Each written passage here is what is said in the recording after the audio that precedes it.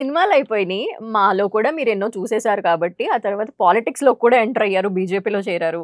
మళ్ళీ ఎందుకిప్పుడు బీజేపీలో నేను కొత్తగా చేరలేదమ్మా. నేను చాలా మంది కన్నా అప్ సీనియర్. బట్ 30 ఎందుకంటే ఇయర్స్ అయింది. యాక్టివ్‌గా లేరెందుకు లేను అని? నాన్న ఉన్నా. నేను యాక్టివ్‌గానే ఉన్నా. ఎక్కడ బీజేపీలో. కనిపించట్లేదు. అంటే కనిపిస్తేనే యాక్టివ్‌గా ఉన్నట్టా? అంతే కదా సార్! ఇప్పుడు మనం మనల్ని మనం పబ్లిసిటీ సరే చేసుకుంటే అయితే మనం అందులో రేపు నుంచి ఉన్నామని అర్థమవుద్ది. రేపు నుంచి చూడండి మీరు.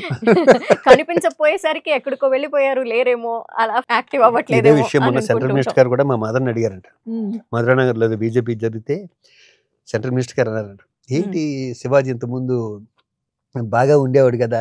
హ్మ్. ఈ మధ్యన ఏంటి కనిపించట్లేదని. అదే. నేను హ్మ్. 30 ఏళ్ల క్రితం హీరో కృష్ణరాజు గారు నన్ను హ్మ్. 35 ఆయన ఎంపీగా ఫస్ట్ టైము కాకినాడలో నుంచున్నప్పుడు శివాజీ నాతో ఉండవు అంటే నేను అప్పుడే బిజీ అవుతున్నా. అంటే బొబ్బుల రాజాలో ఆ హడావిలో ఉండగా అయన్నీ వదిలిపెట్టుకొని హ్మ్. ఆయనతో తిరిగా. హ్మ్. అప్పుడు నన్ను ఆయన బీజేపీలో జాయిన్ చేశారు. హ్మ్. అది అలా కంటిన్యూ అయింది. దాని తర్వాత జీవిత గారు వచ్చి శివాజీ నువ్వు బీజేపీ కదా! ఒకసారి కిషన్ రెడ్డి గారి మీటింగ్ ఉంది వెళ్దామని. మళ్ళీ నన్ను నేను ప్రెసిడెంట్‌గా ఉండగా హ్మ్. మళ్ళీ జీవిత నన్ను తీసుకెళ్ళి మేమిద్దరం అన్నా చెల్లెలు.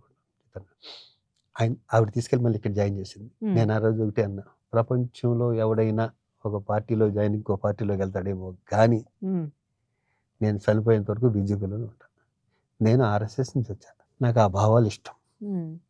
ఇప్పుడు చెప్పుకుని వేస్ట్ అయన్నీను. హ్మ్. ఈ వయసులో అది ఎప్పుడంటే ఒక 20 ఏళ్ల క్రితం చెప్పుకోవాలి. అవును. మనకప్పుడు హెల్ప్ అయ్యేది. ఏదన్నా హ్మ్. హెల్ప్ అయ్యేది. హ్మ్. ఎప్పటికి, ఎప్పటికి నేను బీజేపీనే.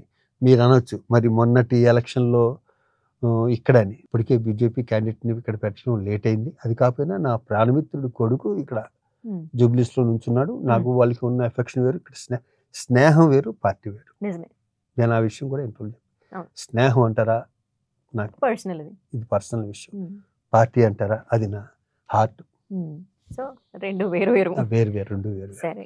అయితే సార్ అమృతం అసలు మా అందరికి ఎంత నవ్వులు పంచేదో మళ్ళీ రీస్టార్ట్ అయిందనేసరికి అదే ఉత్సాహం వచ్చేస్తోంది. అవునా? నాకు అవును. తెలీదమ్మా.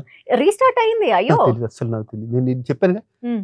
వాట్సాప్, హ్మ్. Hello, cut. అంతకు మించి ఏముండదు. అస్సలు. ఇంకేముంటుందంటే లైఫ్‌లో ఇంకా రీస్టార్ట్ సినిమాలు అంటే ఎలా? మళ్ళీ వేస్తున్నారు అమృతాన్ని.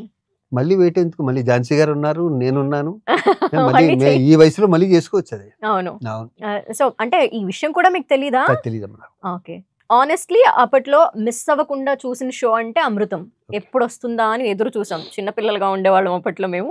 సో, మీకప్పుడు 'అమృతం' చేస్తున్నప్పుడు ఎంత సరదాగా అనిపించేది? చూస్తున్న మేమైతే కడుపుబ్బా నవ్వుకునేవాళ్ళం. ఆళ్ళందరూ చాలా టాలెంటెడ్ ఫెలోస్. హ్మ్. గంగరాజు గారు గాని, గంగరాజు గారి మిసెస్ గాని, కీరవాణి గారి మిసెస్ గాని, హ్మ్. మా అందరూ ప్రతి ఒక్కళ్ళు హ్మ్. దాంట్లో రమ గారు గాని, రాజమౌళి గారి మిసెస్ గాని వాళ్ళందరూ మెమరబుల్ డేస్ అవన్నీ. నిజం. ఆ! చాలా చాలా నాకు ఎన్ని సినిమాలు చేసినా కూడా ఇప్పటికీ అమెరికా ఎళ్తుంటే సార్ మాకెప్పుడన్నా ట్రస్ట్ బస్ట్ అదొస్తేనండి హ్మ్. మేము వెంటనే నేను ఇది పెట్టుకుంటాం అమృతం అంటారు. హ్మ్. అంటే ఆ పాటొస్తే చాలు. ఒరే అవునవును. ఆంజనేయులు అని స్టార్ట్ అవునవును. అవ్వగానే అవునవును. వచ్చేస్తుంది. ఆ సక్సెస్ మేమప్పుడు పెద్ద ఎంజాయ్ చేయలేదు. దాని తర్వాత ఎంజాయ్ చేసాం. హ్మ్. అవును. ఎక్కడికెళ్ళినా మాట్లాడుకునేవాళ్ళు.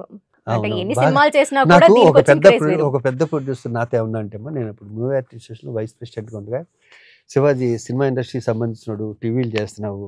హ్మ్. మీది 8:30-9 ఏదో టైం వస్తుంది. హ్మ్. ఏ ఆ టైం ఏమో సెకండ్ షో పడుతుంది. సినిమా దెబ్బతింది. మొత్తం అందరూ సండే ఏమో టీవీ కూర్చుంటున్నారు. హ్మ్. నువ్వే చెప్పి ఏదైనా చేసి దాన్ని కొంచెం అటు ఇటు